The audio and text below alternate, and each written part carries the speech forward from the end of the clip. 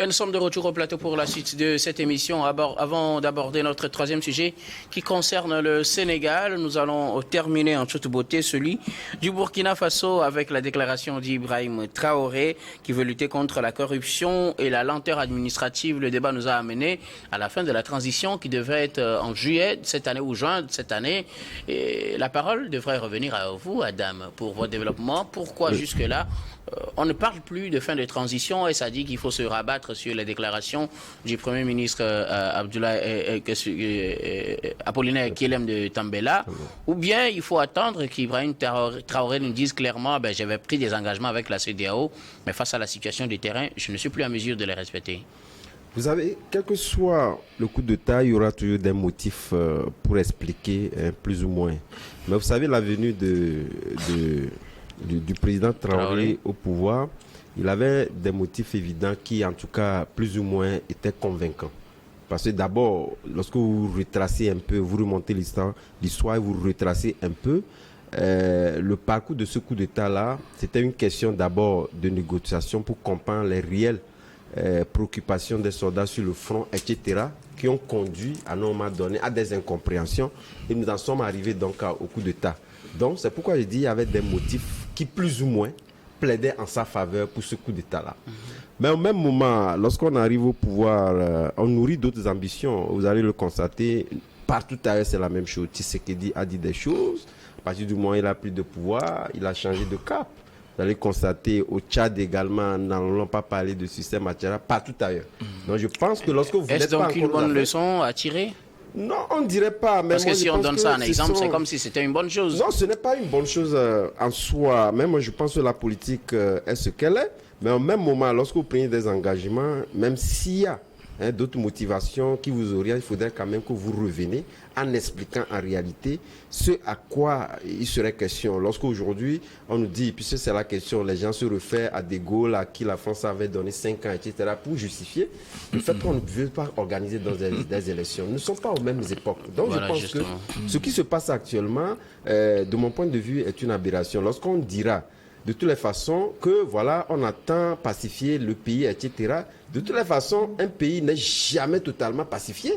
C'est vrai qu'il y a des questions sécuritaires. Mais est-ce pour autant aussi qu'il faut aller aux élections dans des conditions pas possibles? Les conditions sont là, mais je pense qu'il faut un chronogramme. Et ce chronogramme vous donne une détermination à mener des actions pour pouvoir donc éradiquer ce que vous avez dit à la population et organiser les élections. Le chronogramme est bel et bien là. Le chronogramme est là. Non, mais de toutes les façons, de vous à moi, nous savons bien évidemment que ce chronogramme ne tient plus la route, ne va pas être respecté. Sans le dire, même si... Ah ben moi je ne le savais pas, c'est pourquoi je posais la question. Non, le chronogramme là est quand même passé. Vous étiez seul à ne pas le savoir. Il ne va pas être respecté. Voilà d'ailleurs mais pourquoi on ne l'aborde pas. Mais je pense que pour autant ce n'est pas une question qui doit être considérée comme la médiane. Il faudrait véritablement qu'on ait un chronogramme. Nous avons une institution auquel nous appartenons. Lorsqu'on parle des élections, c'est vrai que l'institution avait failli. Nous sommes tous là. Et sur ce même plateau, nous avons interpellé la CEDEAO qui devrait normalement aider ces pays-là à lutter contre l'insécurité, ce qui n'avait pas été fait. Au début, au Mali, on l'avait vu, on a remonté l'histoire, dit des choses, mais qui n'a pas fait. Et aujourd'hui, les gens ont pris leurs responsabilités à main et ont perpétré des coups d'État. Et ils sont résilients par rapport à cette question-là. Ces trois pays-là sont véritablement résilients par rapport à la question sécuritaire qu'ils sont en train d'éradiquer. Donc, mais je pense qu'on les félicite, mais pour autant, la question, la démocratie oblige à l'organisation des élections. Il faudrait qu'un chronogramme soit fixé. Nous savons que ce chronogramme-là ne tient plus. Et je pense que le Premier ministre, d'ailleurs même, lorsque la question était posée pour parler dans des élections, il y avait le ministre des Affaires étrangères qui a même invité la CEDEAO à venir voir sur le terrain ce qui se passe. Et c'est dans ces conditions-là on peut organiser les élections. Tout le monde avait dit non, mais pour le moment, la résilience a fait ses preuves. Il faudrait quand même qu'on ait un chronogramme qui va encore les propulser, leur donner plus de détermination à aller vite et organiser des élections. Sans quoi, ces coups d'État, déjoués, etc., on risque d'arriver là et les gens auront toujours des motifs en tirant véritablement sur ces manquements-là pour expliquer des coups d'État et c'est pas bon. Quelle que soit la puissance dont vous faites face aujourd'hui, le coup d'État de toutes les façons, on n'est jamais trop prêt pour se dire je suis totalement prêt que ça ne m'arrivera pas. C'est pour éviter que ces questions ne se perpétuent pas, qu'il faudrait véritablement avoir une question et que les politiques continuent pas à diriger le pays en tirant des leçons sur la gouvernance d'Ibrahim Traoré et les autres pays également. Merci beaucoup. À vous, nous allons donc aborder le sujet pour cette troisième partie, le sujet concernant le Sénégal, fin du contrôle des parrainages pour les candidatures à la présidentielle. On sait que le pays se prépare pour des élections présidentielles au mois de février, donc dans un mois, le Sénégal doit connaître des élections présidentielles très disputées, avec des étapes très compliquées pour les candidats. 93 avaient déposé leur dossier au Conseil constitutionnel pour pouvoir prendre part à ces élections. L'étape cruciale de l'analyse et du contrôle des parrainages, c'était terminé vendredi. Et sur 93, environ 9 finalement se sont retrouvés pour la suite de la course. L'étape actuelle, c'est l'étape du contrôle des cautions à la caisse des dépôts et de consignation. Plusieurs candidats ont été éliminés, dont le candidat phare à ces élections, le candidat qui avait déjà commencé par remuer l'atmosphère au Sénégal depuis 2021, je veux parler d'Ousmane Sonko. Il a été écarté, mais son plan B, Bassirou Diomaye Faye, est quand même retenu pour la suite de ces élections. Adam. Oui, je pense que, vous savez, d'abord nous prenons la structuration au niveau organisationnel dans ces pays-là. Moi, je pense que c'est une bonne chose pour la simple et bonne raison que je pense que la fiabilité des élections n'est pas l'apanage d'un pays, mais lorsque nous comparons un peu l'organisation des élections et aujourd'hui la tendance qui consiste à avoir de plusieurs candidats. Vous avez parlé de près de centaines de candidats qui sont prononcés dès le départ. Et on voit clairement, je voulais faire une petite comparaison avec ce que nous avons constaté au niveau de la RDC. Vous avez constaté qu'il y a donc des candidats qui sont retrouvés à 0,000 et quelques pourcents. Ça ne fait pas bien. Il faudrait quand même qu'on puisse avoir ces genres de structuration pour peser en réalité son poids en ce qui concerne le poids politique à la base. C'est ce qui conduit donc à ces parrainages-là que j'estime que est une bonne chose. Et vous savez, dans nos pays, nous n'aimons pas la réforme. Lorsque nous prenons le Bénin voisin, lorsque la question était posée, vous avez vu tout le tintamarre qui a été fait autour. Mais je pense que chaque fois, lorsque nous prenons des pas en ce qui concerne la démocratie, il faudrait quand même qu'on puisse tirer des leçons des autres pays. Donc je pense que ce parrainage-là a été bien fait. Et lorsque vous constaterez 9 candidats, à une élection, c'est réellement jouable. Et nous pouvons véritablement dire que c'est une élection qui promet et peut permettre à d'autres alliances également, 90 peut s'allier aux autres également. Et je pense qu'il faudrait quand même qu'on puisse expliquer, selon la loi électorale du pays, chaque candidat a le choix entre se faire parrainer par des électeurs encore appelés, des électeurs ou le parrainage citoyen, ou par des députés. Et le parrainage des élus. Tout à fait. Donc, ces 3 parrainages-là leur sont donnés. Donc, qui te permet de rassembler. Lorsque nous les prenons, réellement, ce sont des gens qui sont des structures représentatives de la population. Et donc, je pense que c'est une bonne chose. Mais arrivé de ce point de vue-là, je pense que ces parrainages-là sont encore vérifiés parce qu'on vous donne la possibilité d'avoir les 3. Mais c'est vous qui multipliez pour éviter que l'on ait en tout cas des parrainages falsifiés dont le Conseil constitutionnel regarde à peu près et justifie de la pertinence de ces parrainages-là que vous avez. Vous savez que nous sommes en Afrique. Et je pense que l'exemple probant aujourd'hui, c'est la RDC. Nous avons vu des choses. Et donc, avec ces parrainages-là, on essaie véritablement de remonter et d'appeler d'ailleurs même pour voir si vous avez rassemblé le pourcentage qu'il faut pour donc prétendre à être candidat à une élection. Et d'ailleurs même, je pense que ça sauve, lorsque vous prenez toutes ces dizaines de candidatures, on parle de 30 millions pour la caution. Cela vous évite également à aller jeter votre argent par la fenêtre. À nos matins. Parce qu'il faut un pourcentage acquis pour prétendre retirer encore sa caution. Donc ça vous évite déjà cela. Pour ne pas dire, voilà, nous avons des structures qui veulent véritablement donc rassembler l'argent des gens pour organiser des élections. Mais ici, on compte de la fiabilité des élections partant du fait que vous avez un poids politique. Donc c'est pourquoi je dis, à l'étape actuelle, nous pouvons saluer ce qui se fait au niveau du Sénégal, qui est une bonne chose. Avec la direction générale, nous n'avons pas cette structure-là ici, nous avons la direction générale des élections, avant même le Sénat ailleurs, ou la commission électorale qui s'occupe de l'investissement, d'autres de la structuration des élections. Donc je pense que c'est une bonne chose. On aura quand même, avec ces 9 candidatures qui vont à ces élections-là, avoir une élection qui peut permettre véritablement donc de débattre sur le poids de chaque candidat. Et je pense que c'est une leçon à tirer. Je pense que les élections, l'organisation des élections au niveau du Sénégal nous réservera quelques rares appréciations que nous avons dans les élections. Nous avons vu le Nigeria, par le passé, qu'on a apprécié. Nous avons également vu aujourd'hui le Libéria, qui nous a montré aussi un bon exemple. Et je pense que le Sénégal nous démontrera également ce bon exemple-là que nous vous donnons pour éviter des contestations qui vont déboucher sur des crises que nous ne voulons pas dans nos pays. Dieudonné, ils étaient au départ 93 à avoir déposé leur dossier pour participer à cette élection. La première phase, une phase très compliquée pour les candidats. La phase des parrainages, de vérification des parrainages, a permis d'en éliminer plusieurs. 9 ont été définitivement retenus. Une vingtaine avaient eu 48 heures pour se conformer. Finalement, c'est 9 qui sont dans la course pour la suite du processus conduisant à la validation de la candidature pour cette présidentielle du 25 février 2024 au Sénégal. Parmi les récalés, Ousmane Sonko.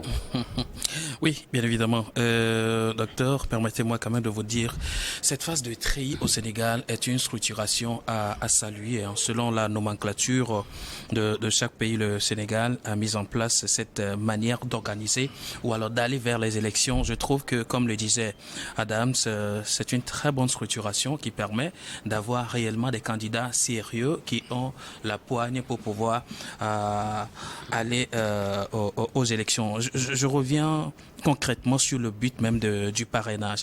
Le parrainage est donc a pour but fondamentalement de garantir que les candidats bénéficient d'un certain niveau de soutien populaire et aussi politique avant d'être autorisés à se présenter à une élection.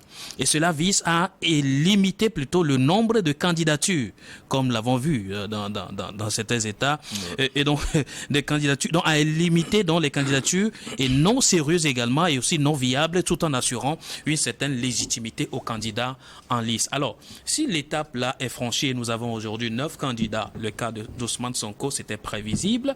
On l'avait débattu de long et large sur ce plateau, que tout était prêt, que Ousmane Sonko ne fasse pas partie du jeu. Et c'est fait, c'est acquis. Et donc, on ne parle plus d'Ousmane Sonko. En tout cas, du moins, c'est pour ces élections.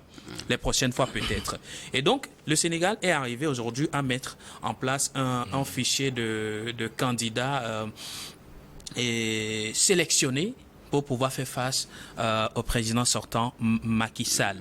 Maintenant, bon, à son dauphin Amadouba, il ne serait pas candidat. Il ne serait pas candidat au dauphin de Macky Sall, d'ailleurs qui est présenté comme préparé et qui sera bientôt présenté. D'aucuns disent qu'il ne fera pas le poids ou alors il va bénéficier de l'ombre de qui que ce soit. Attendons de toutes les façons de voir. Voilà pourquoi le tri là était bienvenu pour éliminer au moins des 80 autres candidats pour pouvoir faire place aux 9 candidats pour jauger véritablement du poids populaire et aussi politique de ces gens-là qui prétendent prendre la destinée du pays après février prochain.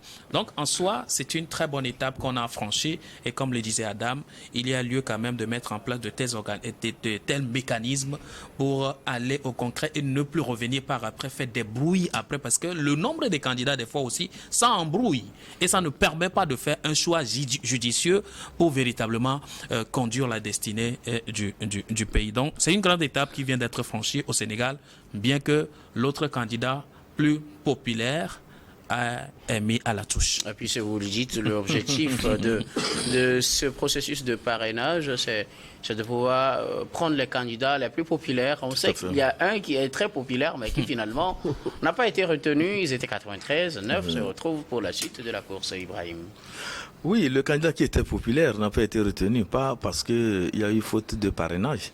C'est parce qu'on critique l'authenticité de la fiche de parrainage. Tout à fait. Et le dossier qu'on estime incomplet. Ouais. Le dossier. Oui, qu'on estime incomplet. Donc voilà, et Adam le disait, c'est la structuration, c'est la façon dont cela a été, disons, institué au niveau du Sénégal. Donc c'est plusieurs étapes, plusieurs paliers à franchir avant de voir sa candidature être validée.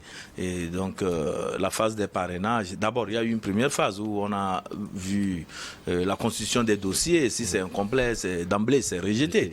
Donc c'est à la suite, après cela, ils sont allés maintenant à la phase des parrainages, ils sont en train de voir encore. Il y a l'autre phase aussi qui va arriver par rapport au paiement des cautions et tout ça là. Et voilà, donc quand on fait ce travail de tamis, au finish, on a des candidats qui sont, disons, représentatifs.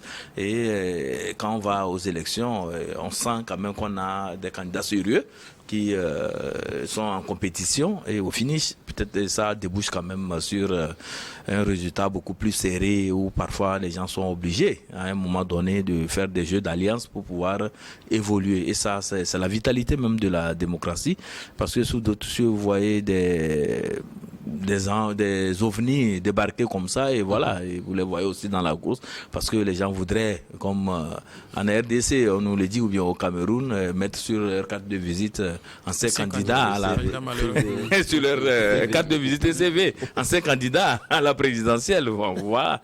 Donc quand c'est encore sérieux comme ça, ça amène quand même à un scrutin ou bien à une organisation beaucoup plus sérieuse. Mais vivement que dans la vérification, qu'il n'y ait pas des a priori. Quand je parle des a priori, c'est que quand le géopolitique est assez agité à un moment donné, et ceux qui vérifient aussi, quoi qu'on dise, si c'est une structure qui est beaucoup plus rattachée à l'administration, il y a des contorsions qui vont s'inviter.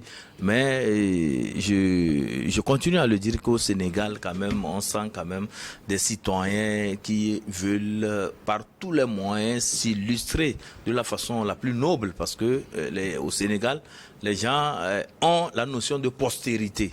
Parce que les gens se disent que qu'est-ce que je laisse à la postérité, quel nom et comment les gens vont me regarder quand je ne serai plus là et tout ça. Donc, quand il y a des actions à poser au Sénégal, le Sénégalais se pose vraiment toutes ces questions. Et ça aussi, ça contribue vraiment à un jeu un peu sain, à un jeu beaucoup plus équilibré et démocratique. Et c'est à saluer, comme mes deux confrères ont eu à le reconnaître. Et je pense que le processus va continuer, et surtout que vraiment tous ceux qui ont été retenus pour ces élections-là puissent valablement circuler sur le territoire et battre la campagne comme il se doit, et qu'au soir quand même l'organe chargé de ces élections-là puisse donner des résultats qui fassent vraiment l'unanimité, même si l'unanimité n'est pas généralement